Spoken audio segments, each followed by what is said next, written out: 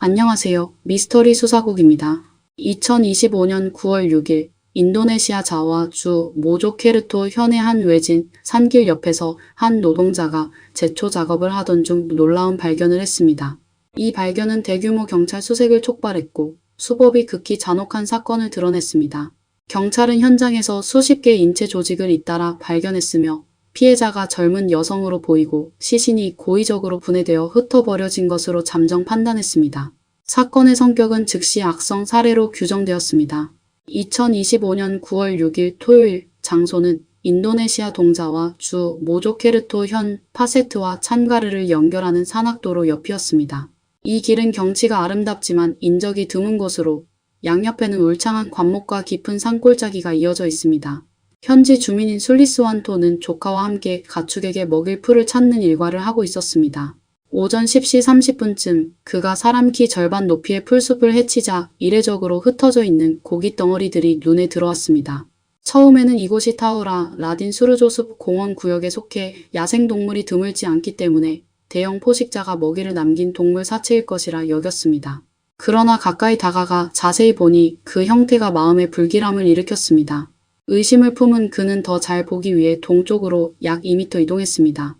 그 순간 그가 본 것은 동물 사체가 아니라 사람의 발 안쪽이었습니다. 그는 그 자리에서 굳어버렸고 도구를 내려놓고 도로 쪽으로 달려가 떨리는 손으로 경찰에 신고 전화를 걸었습니다. 모조케르토 경찰은 신고를 접수하자마자 이것이 평범한 사고가 아니라고 판단했습니다. 경찰 지휘부는 즉시 발견 지점 주변의 넓은 구역을 봉쇄하고 형사과 법의학팀과 정예 K9 경찰견 부대를 포함한 대규모 병력을 신속히 현장에 보냈습니다. 현장 분위기는 무겁고 긴장감이 감돌았으며 경찰은 관목지대와 비탈, 골짜기까지 사사치 수색했습니다. 시간이 지날수록 수색 결과는 현장에 있던 모든 사람들에게 충격과 불안을 안겼습니다. 이어진 몇 시간 동안 경찰은 서로 다른 지점에서 더 많은 인체 조직을 잇따라 발견했습니다. 이 잔해들은 여러 장소에 의도적으로 분산 유기되어 있었는데 어떤 것은 도로에서 50m 떨어진 곳에 흩어져 있었고 어떤 것은 100m 떨어진 곳에 있었으며 일부는 얕게 매몰되어 있었고 일부는 풀숲 깊은 곳에 그대로 버려져 있었습니다. 이러한 처리 방식은 범인이 시신의 발견과 신원 확인 시점을 최대한 늦추려 했음을 보여준다. 현장의 초동 감식 결과 발견된 잔해는 모두 한 사람에게 속하는 것으로 판단되었습니다. 법의학팀은 현장에서 1차 검사를 실시해 피해자가 젊은 여성임을 확인했습니다. 더 불안한 것은 잔해에서 예리한 도구로 절단한 흔적이 보였고 절단면이 비교적 단정해 행위자가 상당한 힘과 침착함을 갖추고 있었음을 시사했습니다. 현장의 초동 집계에 따르면 발견된 조각은 수십 개에 달했습니다. 언론의 초기 보도에 따르면 경찰은 첫날 수색에서 약 65개의 조직 조각을 찾아냈습니다. 이 수치만으로도 충분히 충격적이었지만 수사가 진행될수록 그 숫자는 계속 늘어났습니다. 경찰은 자신들이 단순한 살해 사건이 아니라 수법이 극도로 잔혹한 살해 사건과 맞닥뜨렸음을 분명히 인식했습니다. 범인의 침착함과 지형에 대한 익숙함은 이 범행이 치밀하게 계획된 범죄였을 가능성을 시사했습니다. 소식은 곧 지역 매체를 통해 퍼져 동자와 전역, 나아가 인도네시아 전체를 충격에 빠뜨렸습니다. 대중은 피해자의 처지에 슬픔을 느끼는 동시에 범인의 잔혹성에 분노했습니다. 경찰은 막대한 압박을 받았고 신속히 피해자의 신원을 확인하고 이 범죄를 저지른 자를 찾아야 했습니다. 피해자의 신원을 신속히 특정하기 위해 경찰은 수집한 잔해 샘플을 긴급히 수라바야에 있는 법의학 실험실로 보냈습니다. 그중 비교적 온전한 오른손 손바닥 한 조각이 신원 확인의 핵심 단서가 되었습니다. 수사관들은 첨단 모바일 자동 다중 생체 특징 식별 시스템을 이용해 이 손바닥의 지문을 스캔하고 대조했습니다. 손바닥이 다소 손상되어 있었지만 기술진은 대조 가능한 지문 정보를 추출하는 데 성공했습니다. 시스템 데이터베이스의 빠른 연산은 결국 한 이름을 가리켰습니다. 25세의 젊은 여성, 막 대학을 졸업하고 미래에 대한 기대로 가득했던 그녀의 이름은 티아라 안젤리나 사라스와티였습니다. 티아라는 25세로 2000년 8월 10일생이며 동자와 주 라몬간 현의 평범한 가정 출신입니다. 그녀의 아버지 세티아완 다르마디와 어머니 에비는 간식과 음료 노점을 운영하며 생계를 이어왔고 처음에는 사탕수수즙을 팔다가 이후 간식으로 바꾸었지만 수입은 박했습니다.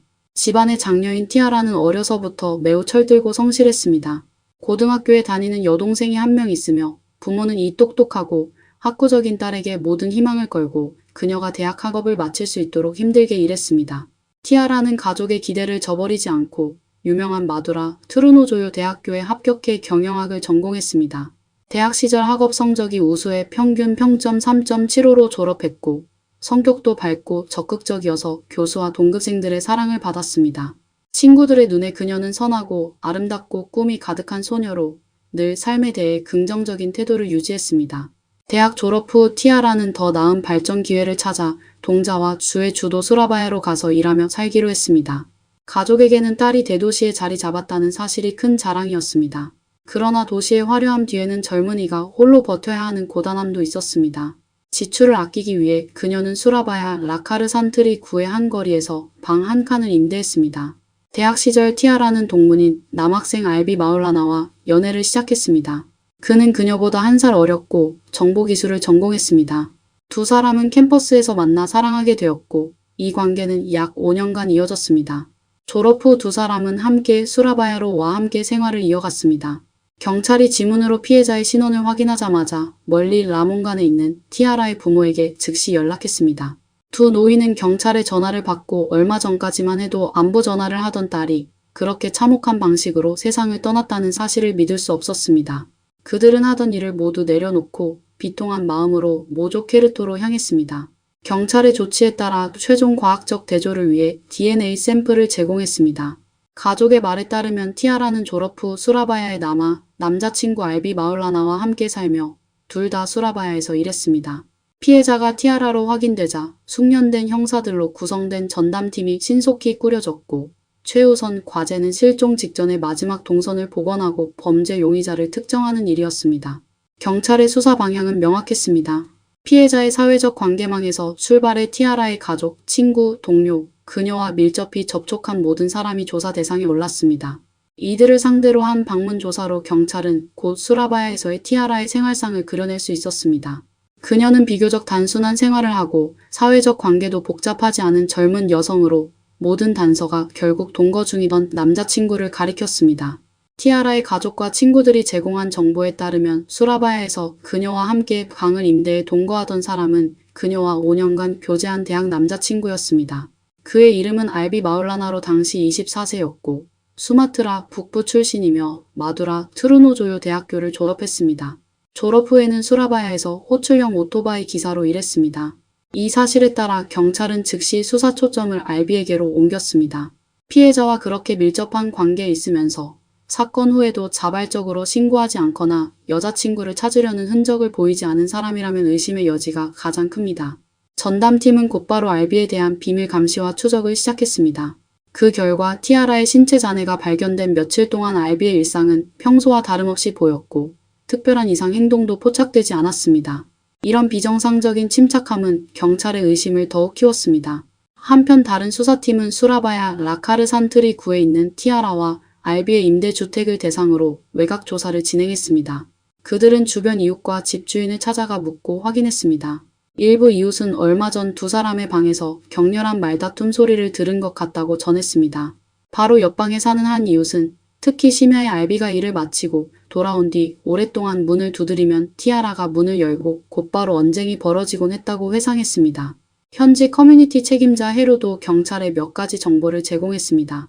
그는 알비와 티아라가 이곳에 몇 달 동안 거주했지만 알비는 규정에 따라 자신의 신분증을 제출하지 않았고 서류가 수마트라 고향에 있다며 늘 핑계를 댔다고 말했습니다. 알비는 대외적으로 티아라와 이슬람 율법에 따른 비밀 결혼식을 치렀다고 주장해 이웃들은 그들을 부부로 알고 있었습니다. 알비 본인은 말수가 적고 사교적이지 않지만 사람을 보면 고개를 끄덕여 인사하는 인상을 줬습니다. 이러한 정보는 경찰에 중요한 시간 단서와 배경 정황을 제공했습니다. 연인 간의 다툼, 불투명한 신원 정보, 고립적인 행동은 모두 알비에 대한 의심을 더욱 높였습니다. 시간이 촉박했고 용의자의 도주나 증거 인멸을 막기 위해 경찰은 행동에 나서기로 했습니다. 초기 증거와 단서를 확보한 뒤 전담팀은 치밀한 검거 계획을 세웠습니다.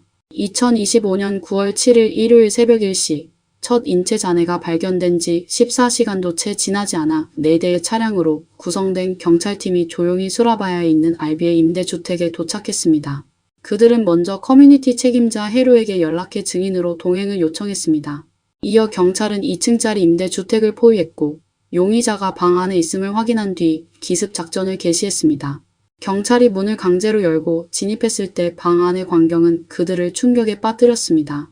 24세의 알비는 태연히 방에 있었고 갑작스레 들이닥친 경찰을 보고 큰 놀라움은 보이지 않았으나 곧 반항해 경찰이 강제 조치를 통해 제압해야 했습니다. 그는 침착한 상태로 제지되어 수갑이 채워졌습니다. 이번 검거는 매우 신속하고 성공적이었습니다. 시신 발견에서 주요 용의자 체포까지 걸린 시간은 극히 짧았고 이는 인도네시아 경찰의 효율적인 수사 능력을 보여주는 동시에 범인이 범행 후 정교한 사후 계획을 세우지 않았음을 시사합니다. 방 안의 모습은 숙련된 형사 감식 요원에게도 강한 심리적 충격을 줄 만큼 참혹했습니다. 바닥과 침대에는 이미 마르거나 반쯤 마른 혈흔이 광범위하게 남아 어두운 붉은색과 갈색을 띠었고 벽면에는 비산 형태의 혈흔도 보였습니다. 이 혈흔의 분포는 이곳에서 폭력이 벌어졌음을 묵묵히 드러내고 있었습니다. 경찰은 현장에서 혈흔이 묻은 베개와 쿠션을 확보했고 실내에 퍼진 짙은 악취의 근원도 곧 찾아냈습니다. 조사관들은 옷장 서랍에서 검은 비닐봉지로 감싼 물체 2개를 발견했습니다. 봉지를 열자 그 안에는 추가 인체 잔해가 들어있었습니다. 이 잔해는 모조케르토 산악지대에서 발견된 것과 동일한 피해자에게 속하는 것이었습니다. 범인은 피해자를 살해하고 분해한 뒤 모든 신체를 제때 처리하지 못하고 일부를 자신이 밤낮을 보내던 이 방 안에 숨겨둔 것이 분명했습니다. 법과학 요원들은 방 안 전체를 사사치 수색하며 증거를 수집했습니다. 1층 욕실에서 더 많은 혈흔과 인체 조직 흔적이 발견되었고 배수구는 막혀 있었습니다. 여러 정황은 이곳이 범인이 분해 작업을 한주된 장소임을 보여주었습니다. 실내에서는 살해와 분해에 사용된 일련의 도구들도 확인되었습니다. 일상에서 흔히 쓰이는 이 도구들은 이 시점에서 범인의 잔혹한 범행을 가리키는 확실한 물증이 되었습니다. 경찰은 이 도구들을 전부 압수해 핵심 증거로서 실험실에 보내 DNA와 지문 감정을 의뢰했습니다. 또한 일부 잔해가 임대주택 밖의 땅에 묻혔다는 정보도 나왔습니다. 이는 범인이 시신을 사냐에 유기하고 실내에 숨기고 폐건물에 감추고 현장에서 매장하는 등 여러 방식으로 처리하려 했음을 보여줍니다. 현장 감식이 심화되면서 작고 초라한 이 셋방에서 벌어진 완전하고도 끔찍한 범행 장면이 서서히 복원되었습니다. 범인은 이곳에서 함께 지내던 여자친구를 살해했을 뿐 아니라 이후 며칠에 걸쳐 체계적으로 시신을 분해하고 그 잔해와 한 공간에서 생활했습니다. 이러한 냉혹함과 침착함은 상식의 범위를 넘어선 것이었습니다. 법의학 부서의 상세 보고에 따르면 티아라의 시신은 극도로 분해되어 있었고 유가족에게 제출된 한 보고서에는 신체 총 554개 족각으로 나뉘었다고 적시되어 있습니다. 이 숫자는 범행의 잔혹성을 적나라하게 드러냅니다. 임대주택 안에 산더미처럼 쌓인 물증과 산악지대에서 발견된 신체 일부를 마주하자 알비의 심리적 방어선은 흔들리기 시작했습니다. 조사실에서 그는 경찰의 신문에 범행 전말을 상세히 진술했습니다. 그의 진술은 사람들을 다툼과 폭력이 가득했던 2025년 8월의 어느 심야로 되돌려 놓았습니다. 알비의 진술에 따르면 5년에 걸친 두 사람의 관계는 졸업 후 사회에 나서면서 여러 현실 문제로 이미 긴장 상태였습니다. 잦은 말다툼이 그들의 일상으로 굳어졌습니다. 호출형 오토바이 기사로 일하던 알비는 근무 시간이 불규칙했고 수입도 안정적이지 않았습니다. 그는 티아라가 자신에게 높은 경제적 요구를 했고 번듯하고 화려한 삶을 원했다고 주장했으며 그로 인해 큰 압박을 느꼈다고 말했습니다. 또한 그는 티아라의 감정 기복이 심하다고 보았고 두 사람이 사소한 일로 자주 다투면서 오랜 기간 분노와 불만이 쌓였다고 진술했습니다. 사건 당일 밤, 즉 2025년 8월 30일 오후 11시 알비는 여동생을 기숙학교에 데려다주고 귀가가 늦었고 이 일로 티아라와 또 한 차례 격렬한 다툼이 벌어졌습니다. 다툼은 일상의 자잘한 문제와 누적된 불만을 둘러싸고 있었습니다. 티아라는 방문을 안에서 걸어 잠그고 그를 들이지 않았습니다. 알비는 문 밖에서 거의 2시간 반을 기다렸고 새벽 1시 30분이 되어서야 티아라가 문을 열었습니다. 장기간 억눌린 감정과 그날 밤의 자극이 겹치며 알비의 감정은 완전히 통제력을 잃었습니다. 방으로 들어간 뒤에도 티아라는 그를 무시하고 곧장 2층 침실로 올라갔습니다. 분노에 휩싸인 알비는 쉬지 않고 부엌으로 가 칼을 집어들었습니다. 새벽 1시 38분경 그는 2층으로 올라가 보니 티아라가 침대에 등을 보인 채 앉아 있었습니다. 그는 주저함 없이 뒤에서 다가가 칼로 티아라의 목을 거세게 찔렀고 그녀는 그 자리에서 숨졌습니다. 살해 후 알비는 즉시 신고하거나 도주하지 않았고 두려움과 무감각, 어찌할 바를 모르는 상태에 빠졌습니다. 그는 그 좁은 방에서 티아라의 시신을 바라보며 생애 가장 어두운 시간을 보냈습니다. 범행을 숨기기 위해 더 광적이고 잔혹한 생각, 즉 시신을 분해해 유기하겠다는 생각이 그의 머릿속에 자리 잡았습니다. 주목할 점은 알비가 동물 도축 작업 경험이 있었다는 것입니다. 특히 희생제 같은 특별한 시기에 부업으로 도축일을 하며 일반인과는 다른 처리 및 분할 경험과 심리적 내성이 있었습니다. 8월 31일부터 알비는 분해 계획을 실행하기 시작했습니다. 9월 2일 새벽 4시경 그는 시신의 대부분을 포장해 오토바이 한 대로 수십 킬로미터 떨어진 모조케르토 산악지대로 옮겼습니다. 그는 파세트 창가르 구간의 외진 산길을 선택해 새벽 5시 30분쯤 도착했습니다. 여명이 트는 시간, 그는 길가의 관목과 산골짜기 등 곳곳에 봉지에 담은 시신 일부를 연이어 버렸습니다. 이렇게 하면 아무도 모르게 한 사람을 완전히 사라지게 할 수 있다고 그는 믿었습니다. 이 모든 일을 마친 뒤 그는 수라바야의 임대주택으로 돌아왔습니다. 이어진 며칠 동안 그는 방 안에 아직 처리되지 않은 잔해와 한 공간에서 지내며 혈흔을 지우려 애쓰고 평소처럼 생활하려 했습니다. 9월 6일 신체 일부가 발견되고 9월 7일 새벽 경찰이 들이닥칠 때까지였습니다. 범행 동기를 묻자 알비는 오랜 기간 누적된 감정의 폭발이라고 답했습니다.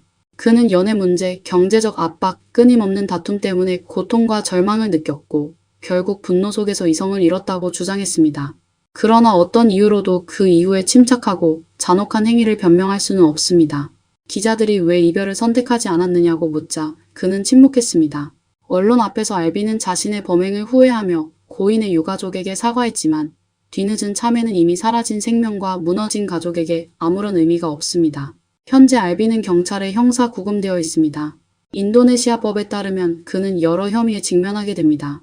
범행 경위의 극단적 악질성과 수법의 극히 잔혹함을 고려할 때 계획적 살해가 인정되면 최대의 사형 또는 종신형을 선고받을 수 있습니다. 오늘 영상도 시청해주셔서 감사합니다. 다음 시간에 뵙겠습니다. 미국에서 한 19살 소녀가 변을 당했는데 발견 당시 아무것도 입지 않았으며 체내에는 남성의 DNA가 확인되었습니다. 분명 사망 전 몹쓸 짓을 당한 것이었습니다. 그리고 부검 결과 그녀가 참변을 당하기 전 남자와 관계를 가지지 않은 것으로 확인되었습니다.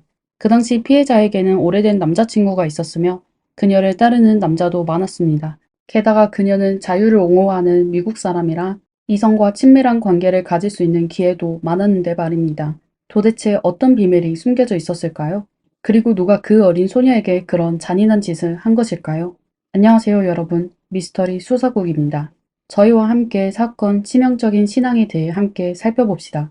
오늘 사건의 주인공 미시 그루보는 1974년 4월 26일에 미국 텍사스주 알링턴에서 태어났습니다. 참변을 당했을 때 겨우 19살이었습니다. 미시는 어렸을 때부터 아름답게 생겼고 또 항상 웃는 얼굴이어서 사람들의 호평을 받아왔습니다. 게다가 미시는 외모만 뛰어난 게 아니라 공부를 열심히 하여 성적도 좋았고 또 일찍 철이 든 아이였습니다. 그녀는 집안 형편이 좋지 않다는 것을 알고 고등학교 때부터 아르바이트를 하며 대학 등록금을 모으기 시작하였습니다. 이렇게 그녀의 공부할 시간이 적어졌지만 그녀는 여전히 1992년에 텍사스 대학교에 입학하게 되었고 부모에게 손 벌리지 않고 본인이 저축한 돈으로 등록금을 지불하였습니다. 대학에 입학한 후에도 미시의 성적은 여전히 좋았습니다. 그리고 그녀는 여전히 열심히 아르바이트를 하며 생활비를 벌어 가족에게 경제적인 부담을 주지 않았습니다. 평범하게 살아온 어머니의 눈에 미시는 그녀 인생이 가장 좋은 작품이었습니다. 딸을 생각할 때마다 자기도 모르게 미소를 짓곤 했죠. 하지만 미시가 대학에 입학한 지 1년도 안 돼 비참하게 세상을 떠나게 되었습니다. 1994년 4월 7일 오전 3시 30분에 알링턴 소방서에는 화재가 발생했다는 신고를 접수했습니다. 소방대원들이 현장에 도착했을 때 불은 8개의 집으로 퍼지고 있었고 건물 아래에는 화재로 깨어난 사람들이었습니다. 소방관들은 1시간이 넘는 작업 끝에 불씨를 끌 수 있었습니다. 그들은 화재 원인을 확인하러 건물 안으로 들어갔습니다. 얼마 후 화재가 2층의 방에서 시작된 것으로 판단되었죠. 그들은 계속하여 침실로 들어갔는데요. 끔찍한 광경을 목격하게 됐습니다. 옷을 입지 않은 한 여성이 침대에 누워 있었는데 탈출할 시간이 없어 숨진 것 같았습니다. 하지만 소방관들이 여성의 상태를 확인하기 위해 다가갔을 때 그녀의 몸 여러 곳에 있는 상처를 발견하였습니다. 이에 소방대원들은 화재는 뜻밖의 사고가 아닌 계획된 상해 사건으로 판단하여 바로 911에 전화하였고 경찰에 상황을 보고하였습니다. 신고받은 경찰은 바로 현장에 도착하여 숨진 여성에 대한 조사를 진행하였습니다. 소녀의 가슴과 복부에는 총 16개의 상처가 있었으며 그녀의 몸 안에는 남성의 DNA 샘플이 검출되었습니다. 화재는 분명 그 소녀를 해친 범인이 일으킨 것입니다. 안타깝게도 범행 현장의 불길이 너무 강하여 방 안에 있던 대부분의 물건들은 태워졌고 경찰은 유용한 단서를 찾지 못하였습니다. 이에 경찰은 우선 그녀의 신원을 확인하기 시작했습니다. 해당 아파트의 주민 명단에 따르면 피해자의 이름은 미시 그루보였습니다. 경찰은 보다 정확한 조사를 위하여 미시의 어머니를 찾아 두 사람의 DNA를 비교하였습니다. 최종 확인 끝에 피해자는 19살의 미시라는 사실을 확인하였습니다. 미시가 참변을 당했다는 소식을 받게 된 그녀의 어머니는 충격에 빠졌습니다. 그녀는 순진하고 착한 딸이 왜 이런 일을 겪게 되었는지 알 수 없었습니다. 딸이 생전에 고통을 겪었다는 생각을 하기만 하면 하염없이 눈물을 흘렸죠. 그녀는 경찰에게 꼭 범인을 잡아 미시의 억울함을 풀어달라고 하였습니다. 경찰은 미시의 어머니를 진정시킨 후 미시가 평상시에 어떤 사람과 접촉했는지 물었습니다. 미시의 어머니는 딸이 철이 든 아이라며 그들의 가정 형편이 안 좋아 딸은 한편으로 학교에서 공부를 하고 두 곳의 레스토랑에서 아르바이트를 해왔고 그 외에 다른 일을 할 수 있는 시간은 없었다고 하였습니다. 그리고 미시는 신앙에 충실하여 결혼 전 관계를 가지는 것은 죄를 저지른 것이라고 말했다고 했습니다. 그녀는 심지어 남녀가 결혼하게 되면 이번 생뿐만 아니라 다음 생에서도 부부일 거라고 믿었습니다. 미시는 술을 마시면 자제력을 잃을까봐 한 번도 친구들과 파티에 간 적이 없었습니다. 미시의 인간관계가 단순하여 경찰은 수사 범위를 미시의 동급생과 식당 고객으로 지목하였습니다. 그들은 누군가가 미시의 외모에 반하여 그녀에게 고백했지만 거절당하여 홧김에 그녀를 해친 것으로 추측하였습니다. 그리고 그 사람은 반드시 미시와 가까운 사람일 거라고 생각했죠. 그녀와 같은 층에 사는 세입자들이 사건 당일 문이 파손되는 소리를 듣지 못했다고 했습니다. 다시 얘기하자면 범인은 미시가 집으로 초대한 지인이라는 것이죠. 경찰은 바로 미시 주변 사람들에 대한 조사를 시작했습니다. 경찰은 미시가 그 당시에 이반이라는 남자친구가 있다는 걸 알게 됐습니다. 평상시 두 사람의 관계는 아주 좋았었지만 가끔 사소한 일로 싸우기도 했었습니다. 알고 보니 이반이 미시와 여러 번 관계를 맺고 싶었지만 미시가 신앙 문제로 그를 거절하였습니다. 미시의 몸에 남성의 체액이 발견된 것을 고려하여 경찰은 이반이 수차례의 거절을 당하여 홧김에 그녀에게 몹쓸 짓을 하고 그녀를 해친 것이 아닌지 의심하였습니다. 경찰은 이반을 조사하던 중 이반이 여성을 상대로 범죄를 저지른 전과가 있다는 사실을 발견했습니다. 그래서 경찰은 곧장 이반을 경찰서로 불러 신문하였습니다. 이반은 미시에게 여러 번 거절당했지만 그 문제로 미시를 원망하지는 않았다고 경찰에 진술하였습니다. 그는 욕구가 있을 때는 다른 여성을 찾곤 하였습니다. 그는 항상 미시를 포용했었고 그런 일로 미시를 해치지는 않았을 것이라고 하였습니다. 이반이 본인은 적정선을 지키는 사람이라고 여러 차례 증명했습니다. 경찰은 그의 말을 전혀 신뢰하지 않았고 그의 알리바이에 대해 묻기 시작했습니다. 이반의 설명에 따르면 그는 사건 당일 저녁 내내 집에 있었으며 이튿날까지 아무데도 가지 않았다고 하였습니다. 하지만 집에 다른 사람이 없었기에 그의 알리바이를 증명할 수 없었습니다. 경찰은 이반이 범인일 가능성이 가장 높은 것으로 추측하였고 이반에게 DNA 확인 요청을 하였는데 이반은 흔쾌히 동의하였습니다. DNA 확인 결과 이반의 DNA는 미시의 몸에서 발견한 남성의 DNA와 전혀 달라 그는 용의자 혐의에서 배제됐습니다. 미시의 남자친구가 범인이 아니라는 걸 확인하자 경찰은 미시가 아르바이트 하던 레스토랑으로 수사하기 시작하였습니다. 처음에 경찰은 미시가 일할 때 고객과 분쟁이 있어 참변을 당한 게 아닌가 하여 경찰은 미시의 동료에게 그녀가 최근 고객과 말다툼이 있었냐고 물었습니다. 이에 그녀의 동료는 미시가 항상 고객을 친절하게 대하며 말다툼한 적이 전혀 없었다고 하였습니다. 그러다 그녀의 동료는 얼마 전 미시 때문에 해고된 직원이 있다고 그의 혐의가 커 보인다고 하였습니다. 동료의 말에 따르면 레스토랑에 제프라는 직원이 있었는데 그가 가게 돈을 훔친 걸 알게 되어 레스토랑 매니저에게 알려줬습니다. 그리고 그녀의 말을 듣게 된 매니저는 바로 제프를 해고하였고 분노에 빠진 제프는 미시를 여러 번 협박했다고 하였습니다. 경찰은 제프가 의심스러워 그의 집을 찾아갔습니다. 하지만 그 당시 제프의 여자친구만 만나게 됐죠. 이에 경찰은 우선 제프의 여자친구에게 제프에 대해 물었습니다. 그의 여자친구에 따르면 제프는 매우 성격이 나빴으며 그녀를 자주 구타하였습니다. 경찰이 미시의 사건에 대해 이야기하자 그의 여자친구는 제프가 집에서 미시를 여러 번 욕하며 그녀를 아주 증오하여 제프가 범인일 가능성이 높다고 하였습니다. 바로 이때 제프가 집으로 돌아왔습니다. 경찰은 바로 제프에게 사건 발생 당일 밤에 그가 어디에 있었고 무엇을 했었는지 물었습니다. 제프는 그 당시 친구들과 술집에서 술을 마셨다며 친구들이 증명할 수 있다고 하였습니다. 이에 경찰은 바로 인력을 파견하여 그의 말을 확인하였습니다. 결국 술집의 여러 직원이 그날 밤 그가 가장 시끄러운 손님이었다고, 그가 확실히 술집에 있었다고 증명하였습니다. 제프의 알리바이가 확인됐지만 경찰은 여전히 제프의 DNA 확보를 요구하였습니다. 이에 제프는 경찰의 요청에 흔쾌히 동의하였습니다. 그리고 법의학 감정 결과 그는 미시의 몸에 체액을 남긴 사람이 아닌 것으로 확인됐습니다.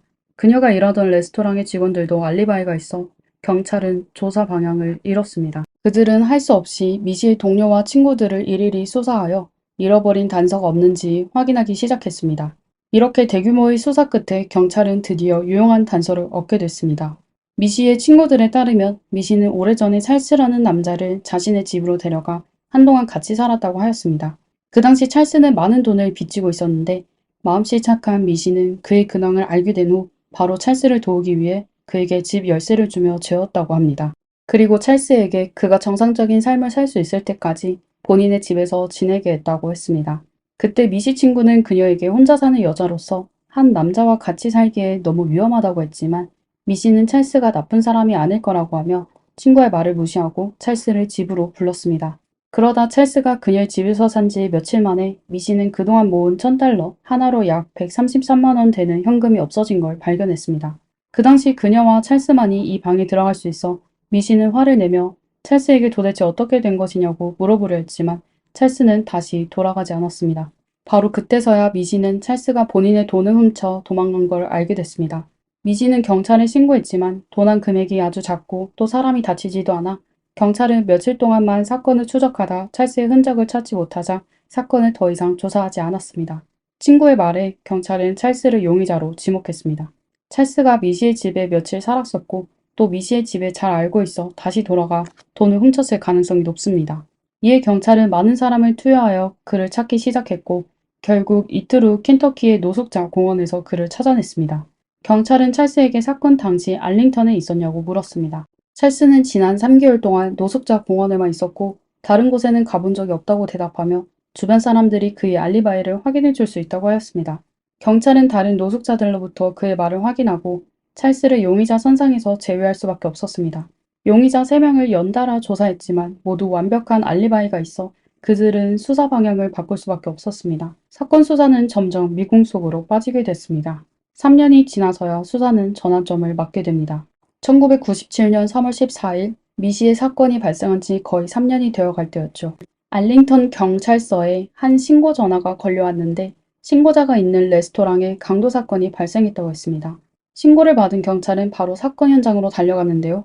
그곳은 바로 3년 전 미시가 일했던 식당이라는 걸 알게 됐습니다. 미시 사건을 조사하기 위해 그들은 그것을 자주 방문했었습니다.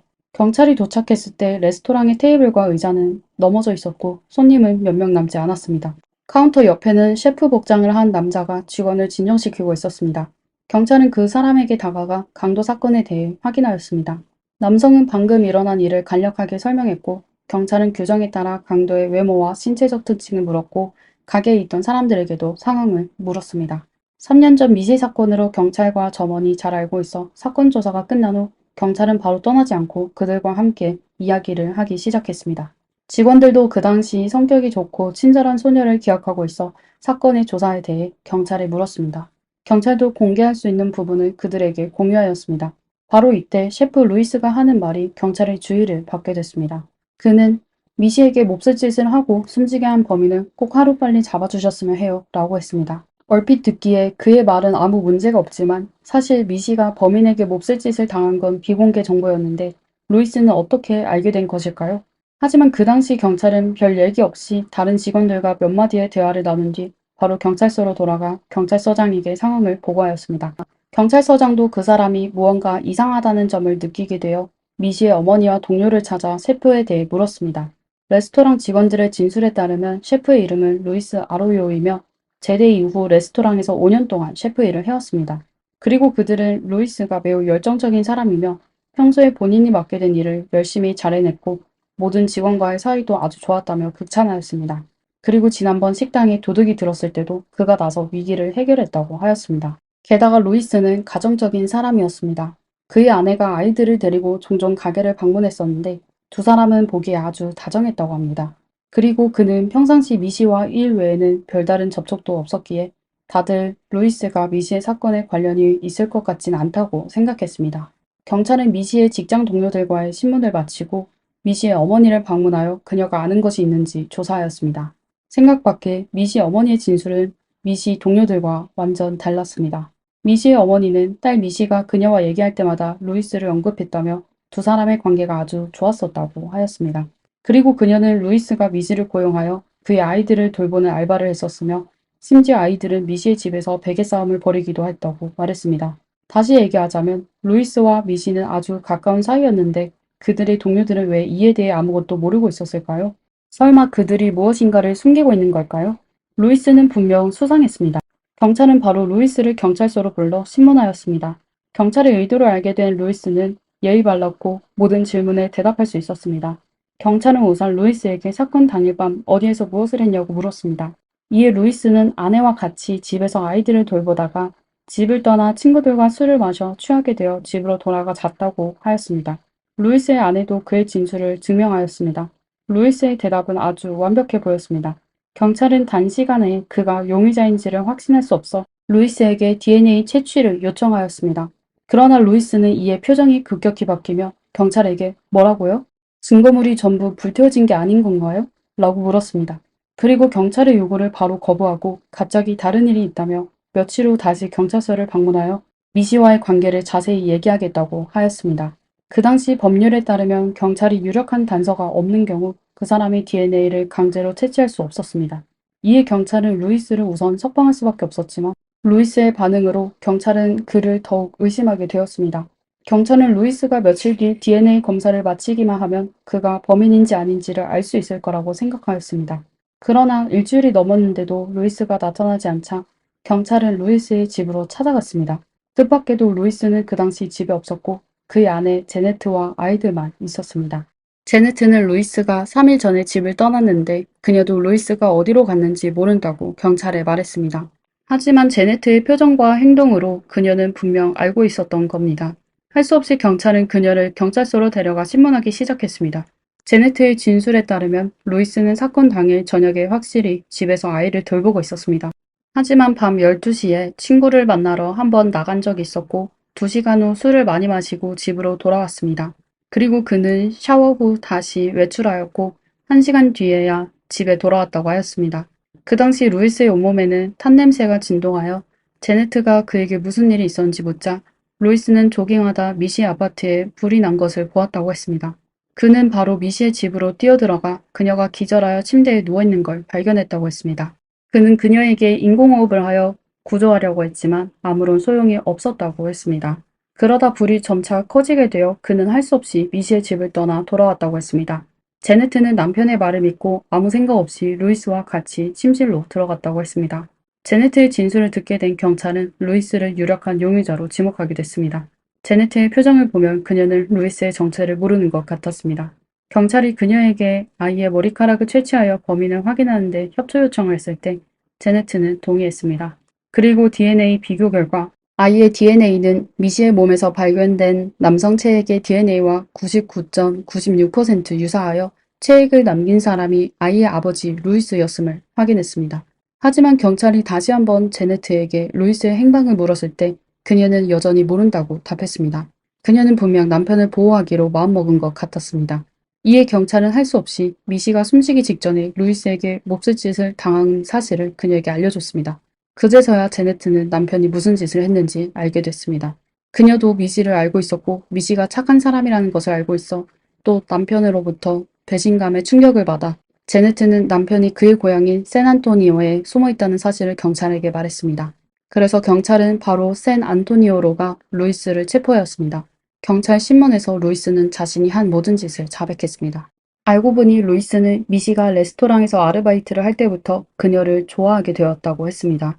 그 후 그는 미시를 자신의 집으로 불러 아이들을 돌보게 했었는데 사실 그는 미시와 가까워지기 위해 수법을 쓴 것입니다. 생각 밖의 몇 달 동안의 접촉으로 미시도 루이스를 사랑하게 됐습니다.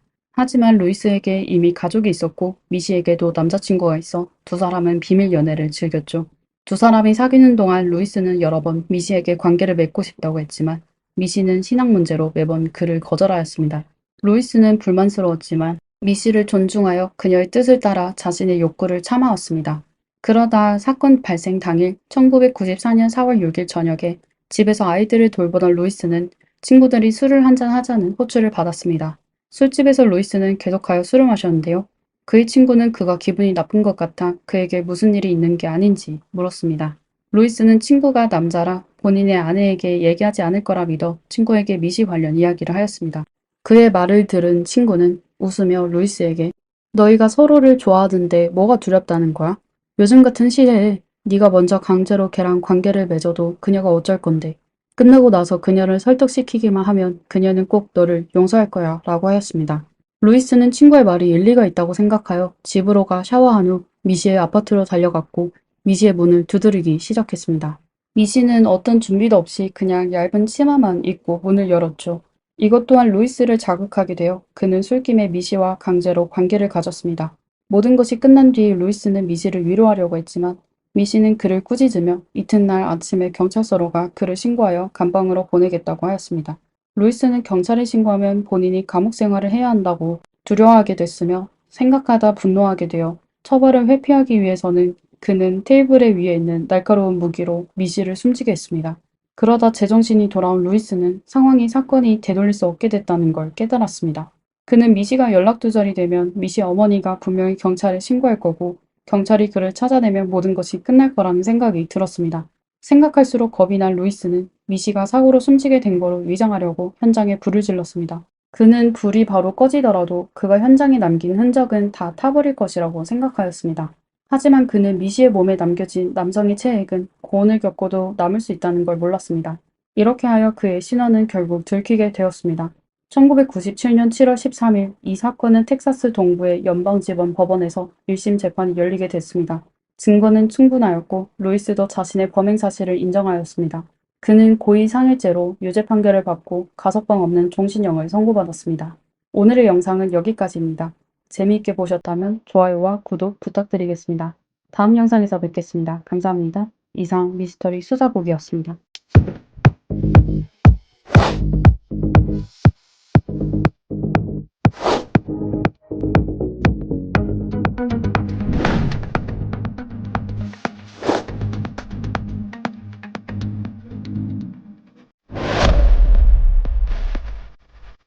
안녕하세요. 미스터리 수사국입니다. 오늘은 저희와 같이 스트리퍼의 함정을 알아봅시다. 하룻밤에 명품 가방을 사고 일주일 만에 차를 구매하고 한 달 만에 집을 구입합니다. 이 여성들은 법적 책임을 회피하는 완벽한 수단으로 돈을 많이 벌었습니다. 그럼 그녀들의 거짓말에 넘어간 남자는 머리가 좋지 않았던 걸까요? 사실 이 몇 남성들은 겉보기에 결코 그렇게 멍청해 보이지도 않습니다. 우선 오늘 사건의 주인공 로슬린 케오에 대해 알아봅시다.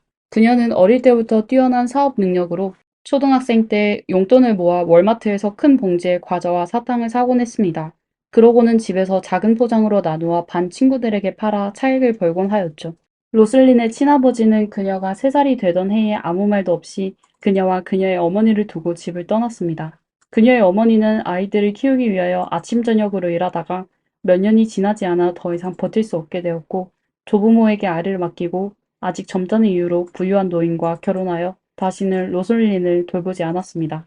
재정적 어려움으로 로슬린은 17살에 학교를 중퇴하고 레스토랑에서 웨이트로 일을 하게 되었습니다. 그녀는 열심히 일하며 또 말주변이 좋아 다른 사람들보다 팁을 더 많이 얻을 수 있었습니다. 하지만 그녀가 번 돈으로 가족을 먹여 살리기에는 턱없이 부족했습니다. 특히 그녀는 어머니처럼 20살이 되기 전에 딸을 낳았는데 남자친구도 그녀의 아버지처럼 아이가 태어나자마자 떠나버렸죠. 고민 끝에 로슬리는 돈을 더 많이 벌기 위해 나이트클럽에서 일하기 시작했습니다. 그녀가 살고 있는 도시는 인구수가 매우 적어 그녀에 관해 이야기하는 것이 가족들에게 영향을 끼칠까봐 그녀는 짐을 싸서 뉴욕으로 가기로 했습니다. 사실도 그녀의 선택이 옳다는 것을 증명했습니다. 뉴욕에 도착하자마자 그녀는 유명한 스포츠 클럽에서 스페셜 댄서로 일하게 됐습니다. 그 클럽은 체인점으로 전국에 지점을 두고 있었죠. 하지만 뉴욕에 있는 클럽은 특별했는데 댄서들은 아름다웠고 아주 과감하였습니다. 그리고 클럽은 뉴욕의 비즈니스 센터와 가까웠고 월스트리트 엘리트들이 술을 마시고 스트리퍼가 춤추는 걸 보며 스트레스를 풀곤 했습니다. 그들은 또한 그곳에서 고객을 접대하고 사업에 대해 논의하는 것을 좋아했습니다. 스트리퍼들이 큰 돈을 벌 수 있는 비결은 누가 부자인지 정확히 파악한 뒤 적절한 시기를 찾아 돈을 한 번에 크게 버는 것이었습니다. 이와 관련해서 그녀들은 모두 자신만의 비법을 가지고 있었죠. 남자가 어떤 시계를 차는지, 어떤 벨트를 착용하는지, 어떤 휴대폰을 사용하는지, 어떤 카드를 사용하는지 등을 살펴서 그들을 등급으로 분류합니다. 그녀들은 남자들의 등급에 따라 다양한 유혹수단을 사용하죠. 상대방이 부자라는 사실을 확인하게 되면 바로 다양한 스킬을 동원해서 그 남자가 술을 사고 팁을 주도록 유도합니다. 또 시기를 잘 파악하여 손님을 바이 룸으로 데려가죠. 정보에 따르면 그곳은 야릇한 분위기가 가득하고 프라이빗한 룸이었습니다. 룸의 시간당 요금은 $1,000로 하나로 약 135만 원부터 시작하여 상한선은 없었습니다. 가장 저렴한 술은 한 병에 $500, 하나로 약 67만 원이 되는 샴페인이었고 소비도 무제한이었습니다.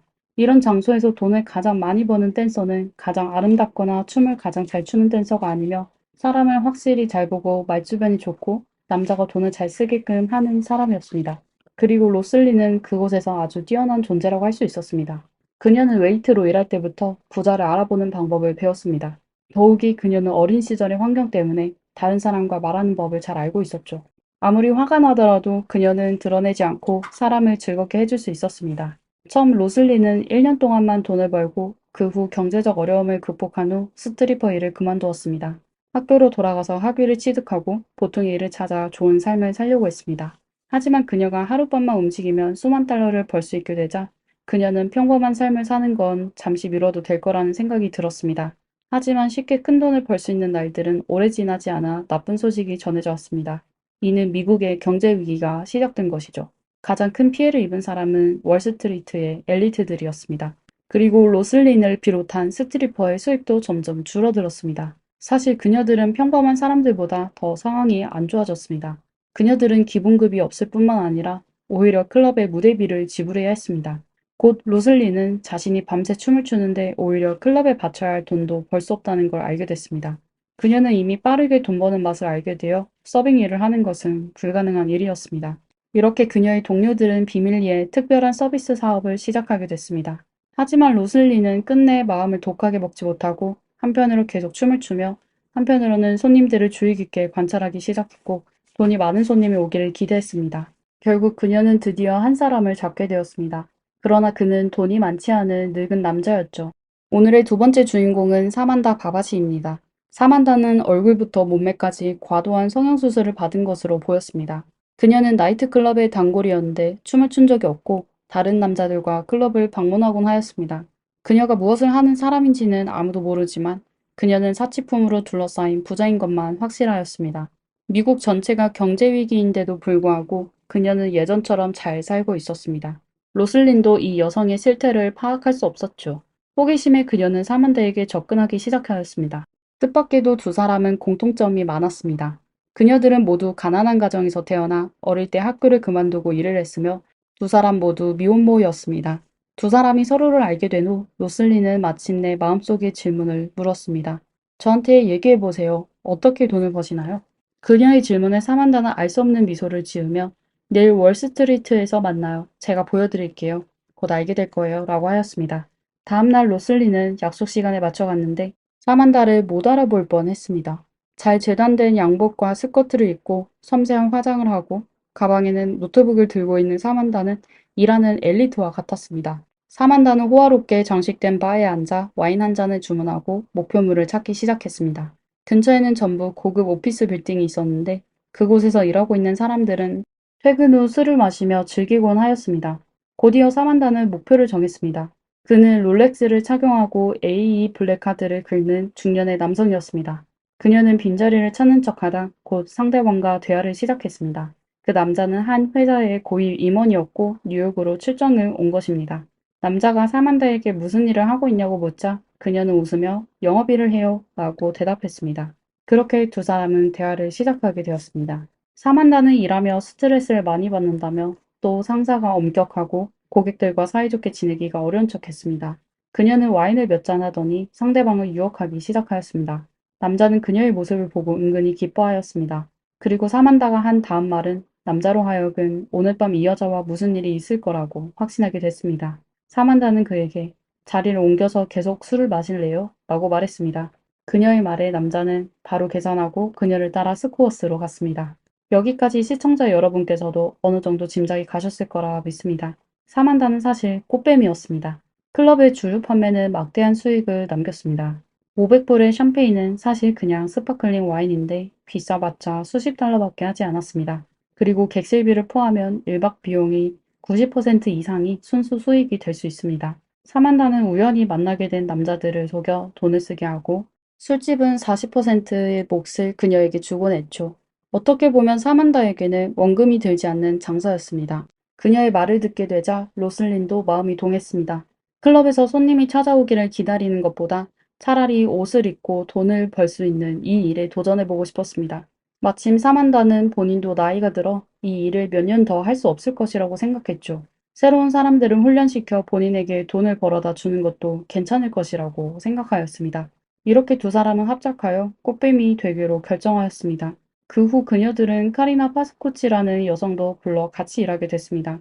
그녀는 예술 전공의 대학생으로 평소에는 술집에서 술을 파는 아르바이트를 하고 있었고 스트리퍼는 아니었습니다. 그녀를 막 일을 시작한 인턴 역할을 시키기에는 마침이었죠. 이렇게 세 사람은 한 팀으로 돈을 벌기 시작했는데 곧 문제를 발견합니다. 유혹을 받는 남자들은 대부분 단 한 번만의 육체적 관계나 돈으로 연인 관계를 유지하려고 했습니다. 그녀들은 상대방을 마음대로 거부할 수 없었습니다. 게다가 가끔은 매우 인색한 남자들도 있었습니다. 사만다는 처음에 이 일을 하면서 몸을 절대 팔지 않아도 된다고 당부했었는데 말이죠. 만약 그녀들이 그런 사람을 만나게 되면 어떻게 했을까요? 사만다의 계획으로는 이런 상황이 닥쳤을 때 그녀들을 전문 서비스 업계의 여성을 찾아 그녀들을 대신하게 하려고 했습니다. 하지만 그 남자들은 멍청하지도 눈이 먼 것도 아니었습니다. 불을 꺼서 얼굴이 안 보이면 괜찮은데 만약 상대방이 불을 켰을 때는 또 어떻게 해야 할까요? 이에 사만다는 그녀들이 사람을 취하게 할 수밖에 없다고 하였습니다. 그녀들은 수년 동안 술집에서 일해와 주량이 괜찮았습니다. 하지만 어떤 사람은 그녀들보다 술을 더 잘 마셨습니다. 그녀들은 토할 정도로 술을 마셨지만 상대방은 아무렇지도 않은 경우가 있었죠. 이런 상황을 여러 번 겪은 뒤 더 이상 술을 마실 수 없다며 사만다에게 다른 방법을 생각해 보라고 했지만 사만다는 짧은 시간 내에 좋은 해결책을 생각해내지 못했습니다. 이때 그녀는 TV 뉴스를 통해 마약 밀매 조직이 체포됐다는 소식을 접하게 됐습니다. 사만다는 그녀들도 마약을 접할 수 있겠다고 생각했습니다. 그녀는 친숙한 밀수업자 몇 명을 찾아 비슷한 약을 구입하였습니다. 다음의 작업에서 팀원들은 몰래 고객의 컵에 약을 탔죠. 결과적으로 효과는 매우 좋았고 상대방의 주량이 아무리 좋더라도 술을 두 잔만 마셔도 약에 취해 쓰러졌습니다. 그녀들은 몇 번의 투약에 곧 그 약물이 놀라운 부작용을 가지고 있다는 걸 발견하게 됐습니다. 소량만 투여해도 그 남자들은 꼭두각시처럼 행동하고 시키는 대로 했는데 다음날 깨어났을 때는 아무것도 기억하지 못하는 것이죠. 이렇게 그녀들은 목표의 남성이 약을 먹은 후 그의 신용카드의 사용 한도가 초과될 때까지 긁었습니다. 약물로 인해 그 남자들은 전혀 저항을 할 수 없었습니다. 이런 갑작스러운 큰 소비는 신용카드 회사가 의심해서 카드 소유자에게 전화를 걸어 확인 요청을 하는 경우가 많습니다. 이때 그녀들은 남자의 비서인 척하며 전화를 받아 손님을 접대하고 있으니 걱정하지 않아도 된다고 하였습니다. 그렇다면 남자들이 술에서 깬 후 그 엄청난 소비 내역을 보게 된다면 무슨 일이 일어날까요? 그들은 거의 100% 자신이 운이 나빴다고 생각하고 몰래 카드값을 납부할 것입니다. 이건 그들 대부분이 이미 결혼을 했고 또는 기업이나 정계에서도 높은 지위를 갖고 있기 때문에 그런 클럽에서 돈을 쓰는 게 사실 불명예스러운 일이었습니다. 만약 신용카드 회사에서 추적을 하게 되면 그들의 체면을 깎을 수 있어 오히려 비용을 지불하는 게 더 깨끗했습니다. 남자들이 경찰에 신고하지 않을 것을 알게 된 몇몇 여성은 더욱 방탕해졌습니다. 그녀들은 한 장 또 한 장의 신용카드를 긁기 시작했고 사만다의 조직은 점점 더 커져갔습니다. 그녀는 다양한 연령대와 다양한 스타일의 여자들을 모집하고 본인의 판매 회사를 설립하기도 했습니다. 자신을 사장직에 올리고 로슬린을 부사장으로 만들었습니다. 하지만 그녀들은 진정한 사랑을 찾고자 하는 남자에게 결국 패배할 것이라고는 꿈에도 생각지 못했습니다. 도대체 무슨 일이 발생한 것일까요? 그는 요난이라는 뉴욕의 심장 전문의였습니다. 사만다는 대학생인 카리나에게 졸업을 앞둔 간호사로 가장하여 의사에게 애정이 느껴지는 문자를 보내라고 하였습니다. 싱글인 닥터 요나는 바로 그녀의 매력에 빠지게 되었습니다. 얼마 후 그는 카리나에게 저녁 식사를 요청하였는데 와인을 몇 잔 마시자마자 기절하듯 쓰러졌습니다. 다음날 의사는 낯선 호텔 스위트룸에서 깨어나게 되었고 그의 옆에는 카리나가 수필로 적은 하나의 카드가 있었습니다.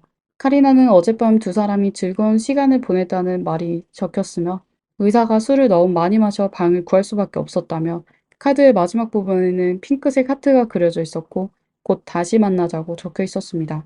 의사는 본인의 주량이 괜찮은데 어떻게 몇 잔의 와인으로 취했는지 의아해했습니다. 그리고 아무리 생각해도 전날 밤에 무슨 일이 일어났는지 기억이 나지 않았습니다. 나중에 의사는 그가 너무 신나 술을 많이 마시게 된 거라고 생각했습니다. 그는 카리나에게 전화를 걸어 술에 취해 실수했다며 다시 한번 그녀와 데이트를 하고 싶다고 하였습니다. 손님이 적극적으로 데이트를 요청하는 것은 당연히 좋은 일이죠. 그래서 카리나는 다시 예쁘게 차려입고 약속 장소로 갔습니다. 이번에도 지난번과 다를 바 없었습니다. 와인 몇 잔을 마시고 청구서에 사인한 것만 기억나고 호텔에서 깨어나 자신이 무슨 일을 했는지는 전혀 몰랐습니다.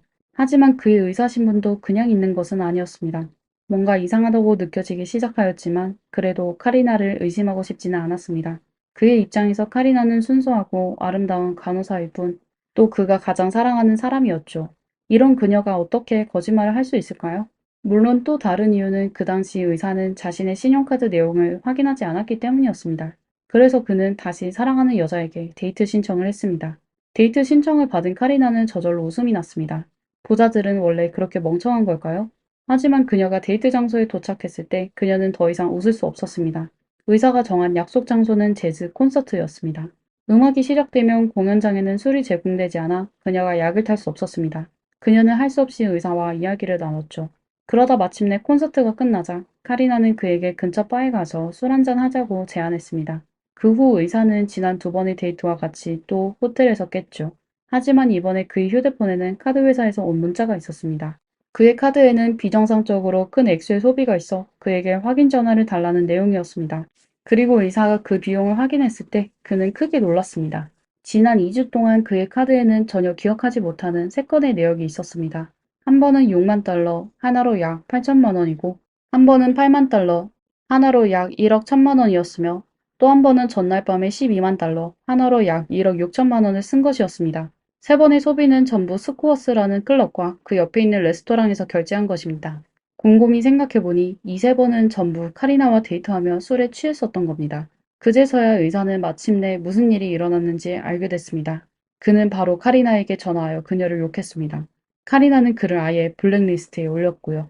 분노에 빠진 의사는 갑자기 자신이 사흘밤 동안 술을 마신 뒤 비정상적으로 기억을 잃었다는 사실이 떠오르게 되어 그는 바로 병원으로 달려가 검사를 받았습니다. 그 결과 그의 몸에서는 암페타민, GHB4 하이드록시 부탄산, 그리고 강력한 수면제 등의 성분이 검출됐습니다. 그는 검사 결과를 경찰서로 가져가 다른 사람이 본인에게 마약을 투약하여 본인의 신용카드를 도용했다고 하였습니다. 하지만 경찰이 클럽의 CCTV 영상을 그에게 보여주자 의사는 말문이 막혔습니다. 그날 밤 그는 3명의 젊은 여성과 함께 클럽을 갔었는데 발걸음이 불안정했지만 그는 의식이 있는 것처럼 보였고 누군가 그를 안으로 밀어넣지는 않았습니다. 그날 밤 이란 댄서도 의사가 즐거운 시간을 보냈고 다음에 또 올게 하며 청구서에 사인까지 했다고 하였습니다. 의사 몸에 들어있는 성분에 대해 여자들은 그게 전부 불법 약물이라며 의사가 술에 취해 스스로 먹은지 누가 알겠냐고 하였습니다. 이에 경찰조차도 의사가 자발적으로 클럽에 간 것이라고 여겼고 그렇지 않으면 어떻게 3번 연속이나 당할 수 있었을까요? 그들은 의사가 단지 신용카드의 빚을 지불하지 않으려 하는 것 같았죠. 사실 이 돈은 의사에게 큰 문제가 아니었습니다. 하지만 그는 당했다는 것을 정말 참을 수가 없었고 이는 사기 소비라며 지불을 거부했습니다. 클럽은 지불 거부해 신용카드 회사를 고소했습니다. 이어 신용카드 회사는 의사를 고소했습니다. 세 당사자는 서로를 상대로 소송을 시작했습니다. 경찰은 이 인색한 의사를 다소 경멸했지만 그렇다고 가만히 있지도 않았습니다. 그들은 이 의사가 경찰에 신고하기 전 스코어스 클럽이 소비자에게 사기를 친다는 여러 차례의 신고를 받았던 것을 발견했습니다. 또한 서명을 위조하고 신용카드를 부정 사용했다는 의심 사례도 있었습니다. 하지만 신고인이 자신의 신원을 밝히기를 원하지 않아 결국 별다른 결과는 없었습니다. 술집 호객 행위는 이론적으로 처벌하기 어려웠죠. 하지만 신용카드를 도용하는 건 범죄로 판단하여 조사할 수 있었습니다. 경찰은 이 방향으로 조사를 시작하였습니다. 그리고 그들은 고객으로 위장하여 조사하기 시작했습니다. 경찰은 우선 뉴욕의 한 고급 호텔에 객실 2개를 예약했습니다. 그중 하나의 룸에는 카메라와 도청기가 장착되어 있었고 다른 룸에는 경찰들이 숨어 있었습니다. 그들은 뛰어난 연기력과 부자처럼 생긴 경찰에게 고급 자동차와 시계를 장식했고 그가 호텔 아래층의 바에서 술을 마시며 꽃뱀의 관심을 끌도록 하였습니다. 그리고 그들의 작전은 그날 밤 성공을 하게 됐습니다. 한 젊어 보이는 여성이 휴가 기간 동안 관광 가이드 아르바이트를 하고 있다며 잠복 경찰을 찾아갔습니다. 두 사람은 대화를 나누며 금세 친해졌습니다. 그러다 그녀는 자연스레 뉴욕의 스코어스 클럽이 매우 유명하다고 동료가 그랬는데 여자라서 혼자 공연장에 들어가기가 부끄러워요. 같이 그곳으로 가 구경해 주실 수 있을까요? 라고 물었습니다. 그녀의 말을 들은 잠복 경찰은 바로 고개를 끄덕이며 좋아요. 위층 방에 중요한 물건을 두고 왔는데 우선 룸을 들렸다가 그곳으로 갑시다. 라고 하였습니다. 그러자 의사의 말대로 그 여성은 룸으로 들어가자 경찰에게 술을 더 마시자고 했습니다. 경찰은 방에 있는 와인 캐비닛을 열고 그녀에게 선택하라고 하며 그 여성의 행동을 주시하고 있었습니다. 그러자 그는 여자가 손바닥에 숨겨둔 흰 가루를 몰래 와인에 붓는 걸 목격했습니다. 그녀는 아무 일 없는 척하며 경찰에게 다가가 웃으며 마시라고 권유했습니다. 경찰은 술을 마시는 척하며 소매에 꿰맨 스펀지에 몰래 와인을 부었습니다. 하지만 다음으로 경찰관은 한 가지 문제에 직면하게 되었습니다. 이 술을 마신 후 도대체 어떤 효과가 날까요? 경찰은 이게 마약과 같은 성분이 있다는 건 잘 알고 있지만 어떤 반응이 있는지는 몰랐습니다. 그는 할 수 없이 몇 분 후 침대에 쓰러져 자는 척했습니다. 경찰의 예상은 본인이 잠들게 되면 그녀들은 신용카드를 찾아 돈을 마구 쓰는 것이었습니다. 하지만 여성은 화장실에서 나온 후 경찰이 침대에 누워 자고 있는 것을 보고 매우 당황했습니다. 그녀는 경찰을 부축하며 그를 깨우려고 했습니다. 경찰도 상대방이 왜 본인을 깨우려는지 이해하지 못했죠. 하지만 여기까지 온 이상 경찰은 잠든 척하며 상대방의 다음 행동을 기다릴 수밖에 없었습니다.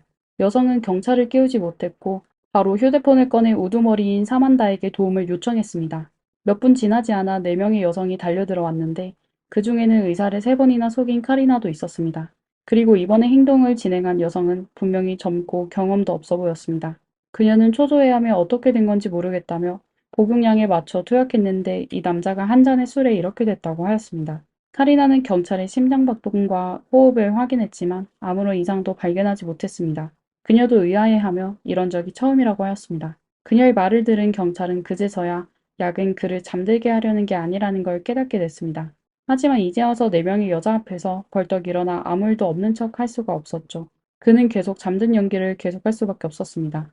카리나는 바로 리더인 로슬린에게 전화를 걸었는데 로슬린은 어떻게 하든 그를 깨워서 클럽으로 보내라며 본인 없이는 카드를 쓸 수 없다고 하였습니다. 이에 그녀들은 찬물을 뿌리고 뺨을 때리며 얼음을 붓고 또 머리카락과 가슴의 털을 뽑고 팔을 깨무는 등의 다양한 방법을 사용했습니다. 그녀들의 당황한 행동에 모니터 앞에서 보고 있는 경찰들도 더 이상 참지 못해 그를 구출하려고 했습니다. 하지만 그들이 조치를 취하려던 순간 카메라 속 경찰은 몰래 발을 흔들고 있는 것을 발견하게 됐습니다. 이건 그가 아직 버틸 수 있으니 그녀들이 눈치채지 못하게 하라는 것입니다. 그의 동료들은 웃음을 참으며 그녀들이 계속하여 그를 고문하고 있는 걸 지켜보기만 하였습니다. 거의 30분 이후 그녀들은 최선을 다했지만 경찰은 여전히 깨어나지 않았습니다.